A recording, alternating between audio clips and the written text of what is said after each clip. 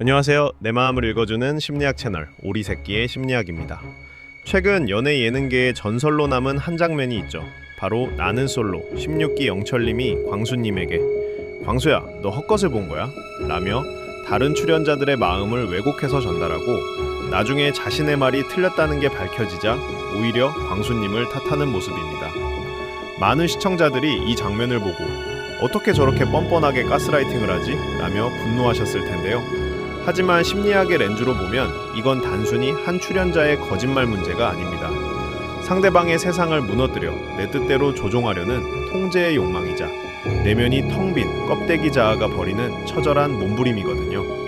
오늘 우리는 영철님의 이 아슬아슬한 행동을 통해 인간의 통제 욕구와 가스라이팅의 소름 돋는 메커니즘을 파헤쳐 보겠습니다. 그리고 여기에 한 가지 더.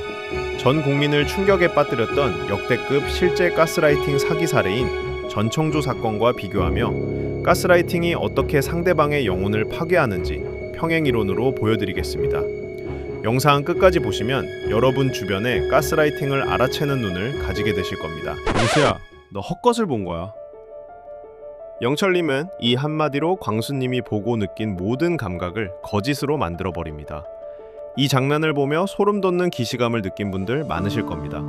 바로 전 국민을 사로잡았던 I am 신뢰, 오케이, 내 다음의 주인공 전청조가 떠오르지 않나요? 두 사례는 스케일의 차이만 있을 뿐 그 메커니즘은 놀랍도록 똑같습니다. 상대방의 현실 부정. 영철님은 광수님에게 너 헛것을 본 거야 라고 말하며 광수님이 직접 보고 들은 것을 부정하게 만듭니다. 전청조 역시 남현희에게 자신이 재벌 3세라는 거짓된 현실을 만들어내고 이를 믿게 만들기 위해 끊임없이 남현희의 주변 정보와 감각을 통제했습니다. 남현희가 의심을 품을 때마다 너 나 못 믿어? 내가 너한테 거짓말하겠어? 라며 감정에 호소하거나 더 큰 거짓말로 의심을 덮어버렸죠. 자신의 정보 주입. 영철님은 광수님에게 다른 출연자들의 마음을 왜곡해서 전달하며 광수님을 혼란에 빠뜨리고 자신의 말에 의존하게 만듭니다. 전청조 역시 남현희에게 가짜 정보와 임신 테스트기 등을 주입하여 남현희를 현실과 고립시키고 오직 자신만을 믿게 만들었습니다. 주변 사람들이 조언을 하려 해도 전청조가 다 알아서 할 거야. 너는 전청조만 믿으면 돼. 라며 외부 정보를 차단했죠. 심리학적으로 가스라이팅의 목적은 상대방의 세상을 무너뜨려 내게 의존하게 만드는 것입니다. 영철님은 광수님의 현실을 헛것으로, 전청조는 자신의 거짓을 신뢰로 만들어 상대방을 통제하려 한 것이죠. 그렇다면 이들은 왜 이렇게까지 상대방을 통제하려고 할까요? 그 해답은 그들의 자존감 원천이 어디에 있느냐에 달렸습니다. 외부 인정 중독. 이들은 자존감의 원천을 외부에 둡니다. 전청조는 남들이 나를 재벌로 인정해주면 자존감이 올라가고 인정해주지 않으면 바닥으로 떨어집니다.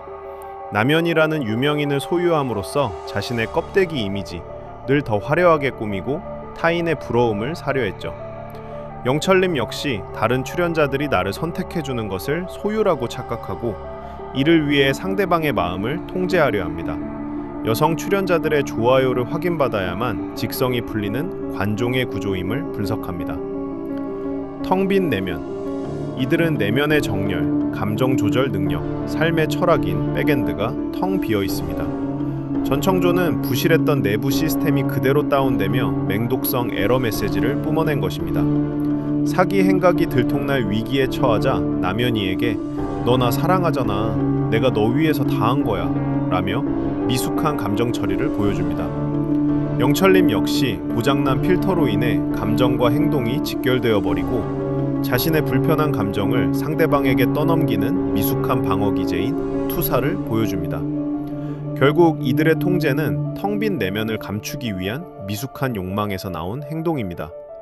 내 안의 불안과 결핍을 상대방을 통제함으로써 해결하려는 것이죠. 방송을 보며 산전수전 다 겪은 어른들은 본능적으로 아주 끔찍한 시뮬레이션 하나를 돌렸을 겁니다. 기억의 조작. 저 사람과 연애나 결혼을 하면 매번 다툴 때마다 네가 잘못 기억하는 거야. 너 헛것 본 거야. 라며 나 자신을 의심하게 만들겠구나. 영철님의 행동과 전청조의 사기는 단순한 피곤함을 넘어 내 판단력과 현실 감각을 잃게 될지도 모른다는 근원적인 공포를 줍니다. 증령의 늪.